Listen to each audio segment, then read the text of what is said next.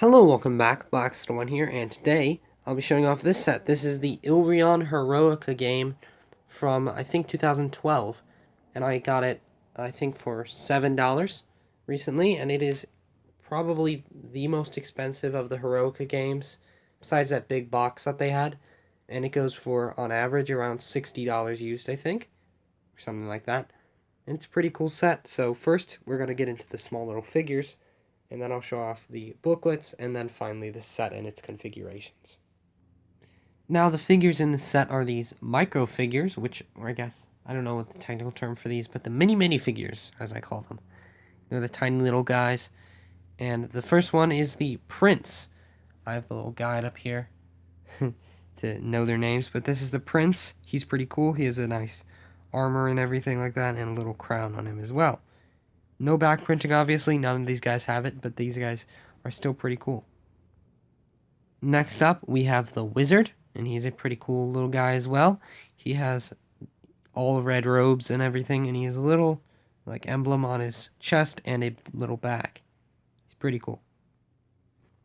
A little bit more interesting, we have the Sage, kind of interesting, and he has the he's in white, and he has a little, I think there's a sun on his torso there, and I'm not putting it too close because then I guess it doesn't really affect it, but if I angle it, the glare I was talking about, he does also have a beard that extends to his torso as well. Pretty cool little figure. Finally, for the heroes, we have the King, and he's a very cool figure. He's in that flat, I don't know what the specific color is, but it's gold, some type of gold. He's a pretty nice guy. He has the little mustache and beard combination. He has the crown, and he is the father of the prince. You can see he also has some more torso detailing as well. He looks pretty cool. Getting on to the villains, first of all, you have a bat, of which you have actually 4 small bats. And yeah, they're just standard bats that they've always been here, and they're very cool.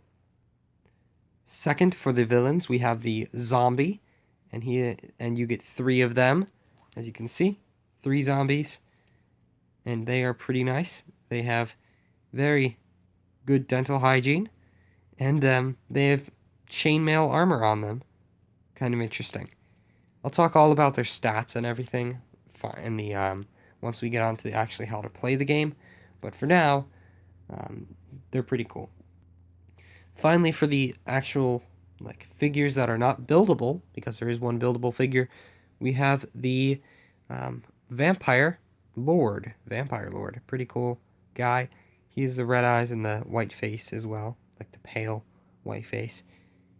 And he has little robes as well in that nice purple pink color, magenta. And he's a pretty nice guy, but he can also transform. And that is where this monstrous creature comes in, the Vampire Bat. Now he's a pretty big guy, and he's built using these very nice dragon wings from the old Castle Fright Nights and stuff like that. I think that's the same type of wing design, but maybe it isn't. I don't know. I don't have one of them.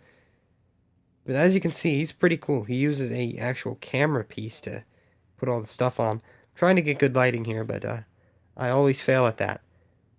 Pretty cool. He has a little clip in his mouth and a little display thing so you can put him atop this little thing here. Pretty cool.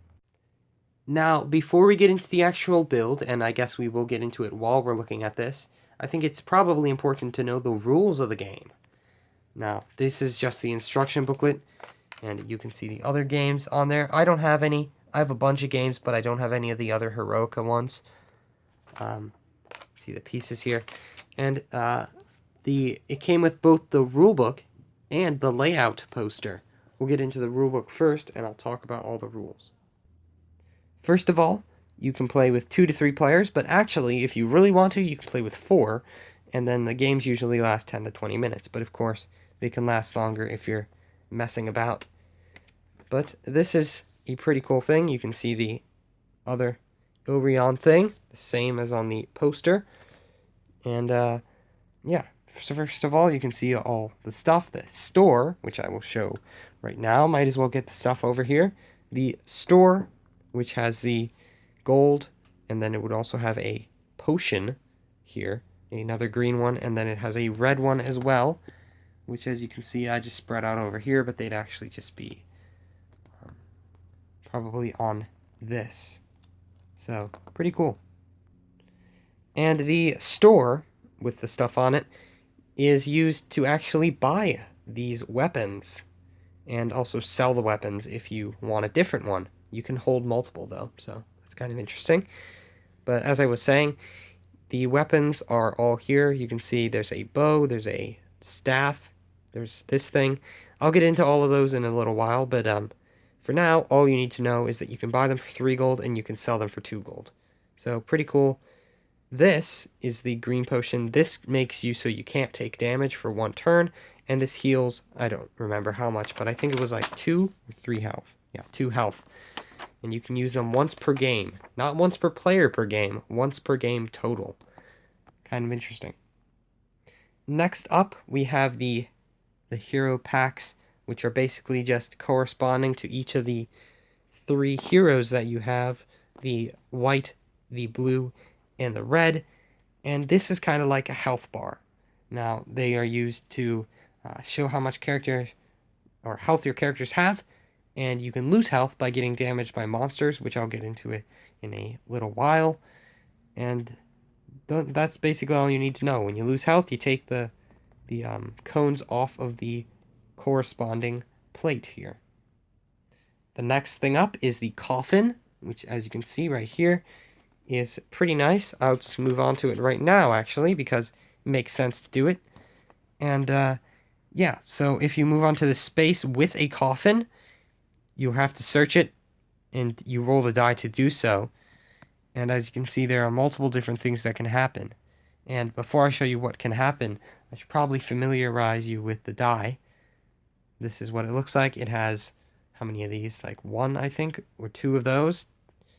3, maybe 2 of these, and then 1 of these. It also has 1 of these, so pretty cool. And you can see what those do. This one, you put the coffin back in the box, and you get 1 gold. That's the best case scenario. The one with the sword, you put the coffin back in the box, no gold reward. For this, you lose 1 health, so you'd take 1 off the thing, and then you'd get a vampire bat on the coffin, which is one of these little guys. And you have to fight it, and I'll talk about the damage here. To 1 damage for vampire bats. Now, you can also spin this, that, and then you lose 1 health and you move back 1 space away from the coffin, but no vampire bat, so you get lucky. And there are 5 coffins in the actual set. As you can see, there's a good amount of rules here. Ooh, wrong page. Here we go. And that's basically it for that. As I said, there's the vampire bat, and the aim of the game, however, is to move your target to your target location. Your players to your target location. There we go. That's how words work. As you can see, I already talked about this. And, yeah, it's basically for there. There are different moves here for fighting and then for moving. For example, for moving, it's pretty simplistic.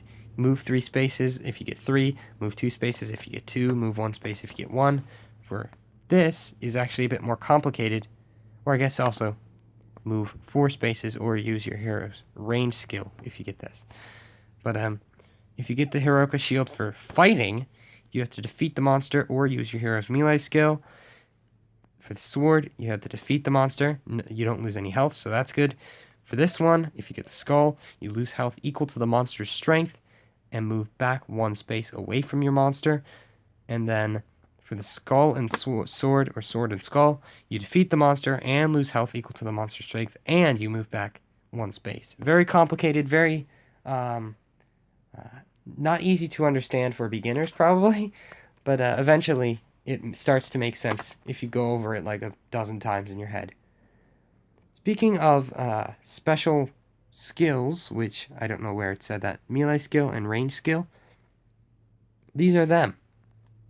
As you can see, each of these heroes will deal a specific amount of damage depending on their skill as well. Or I guess the heroes can defeat the monsters in one hit. Monsters deal specific damage, which the zombie deals 2, the vampire deals 3. And we'll talk about the giant vampire bat soon. But as you can see, the prince's melee skill is to defeat the monster and move up 2 spaces. The wizard's has a ranged skill, and it is defeat monsters up to 4 spaces away, even around corners. And then the sage's skill is to pick up 1 item 4 spaces away without moving the hero. So kind of cool there. Moving up to the other stuff, I already talked about that.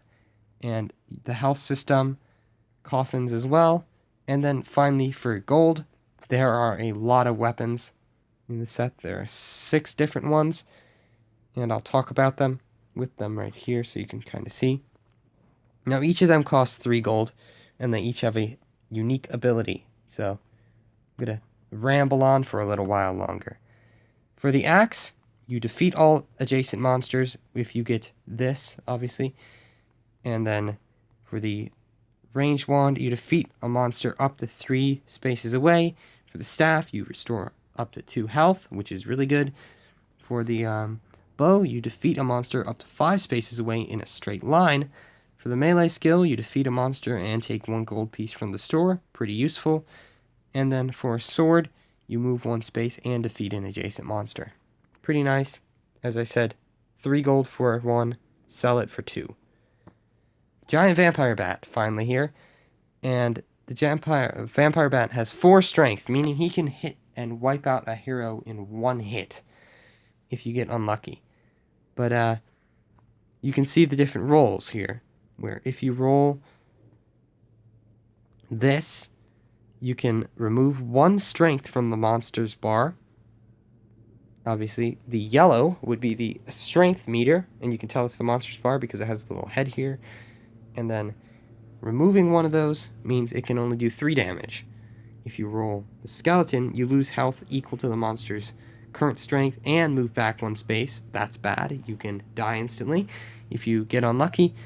And then for this, if you roll this, you remove 1 strength, meaning it'll be down to 3. Then you lose the health equal to that strength, and then you move back. Pretty cool. To win the game, the first player, obviously, as I said, to get to the target space wins. You do keep items and defeated monsters on your hero pack. So kind of interesting there. You can see how that would work. And I forget if they can transfer across games. They can if you have the multiple games. So kind of interesting. Also, this is like changing the game. And then there's Epic Heroica, Fang of Fury, Battle Heroica, which means, as I said earlier, it says 2 to 3 players, but you can actually have 4 if you want, where you have 1 player controlling the monster. I'll let you read that on your own because I've been babbling on for a long time about game rules, and I think it's finally time to show the set. With 99% of my viewers already having left, we have the actual set here. Now this is one of the 2 builds that you can have, and you can also make custom ones, of course, but this is the one in the poster, which I will get out. I'm surprised it had this, but it did. It also has the little comic thing as well in there, which I'll show separately, but I forget which one I built. Is it this one? No, it's the other one. There are, as I said, 2 of the things you can build, and this is it. You can see the starting area in green being here, and then the ending area in red being here, which means this guy gets to sit here, and the heroes will start at the little waterfall thing here and go and rescue him by going all the way around, defeating the vampire here, which you can grab him and then place him in, knock that guy over by accident, and then go over here and free that guy and win the game. That's one of the 2 layouts, as you can see how that is built, and there's monsters all around, coffins all around, gold, and the potions as well. Finally, for the second layout, and these are all in the instructions on these little separate pieces. Might as well show them. Trying to see those. There's a lot of different extra little pieces here that you can combine together to make the board. As you can see, these are the smaller ones, and then you get all those things at the end. Pretty cool, but once you combine them, there is this setup, which I will build right now. And I have built the second design. The second one doesn't have this fang blade that is used for, it has a little ability there you can read. It can be sold for 2 gold, and it can be kept between missions. Pretty cool. And here you can see the finished build here. Now, it doesn't have the vampire, but instead the vampire bat. So after they defeat the vampire, they can go back through, and the layout changes, and you can have them fight the bat instead.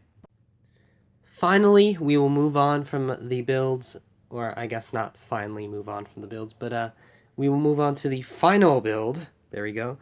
And it is a combination of 2 games. Now, unfortunately, I don't have Fortan, but if I ever get Fortan, once I review it, I'll definitely put them together. So you can play with more game board. Pretty cool that you can combine the games, and they're modular, so you can change them up all the time. Anyway, I do hope you enjoyed. I think it's a pretty cool game. These videos where I explain games usually take a long time, so I'm sorry for taking up, I don't even know how long, maybe a little less than 20 minutes of time here. But I hope this helped. I hope you enjoyed seeing this build and everything. And yeah, I overall think it's a pretty good game, especially for only $7 at a Goodwill.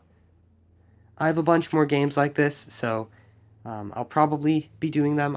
I'm trying to collect them all, but there are going to be some hard ones, like the Helm's Deep Lord of the Rings one, which is like $300. I'm not going to be getting that one soon. But I do hope you enjoyed again, and I shall see you next time. Goodbye. Oh yeah, I also got this game alongside it. Pretty cool.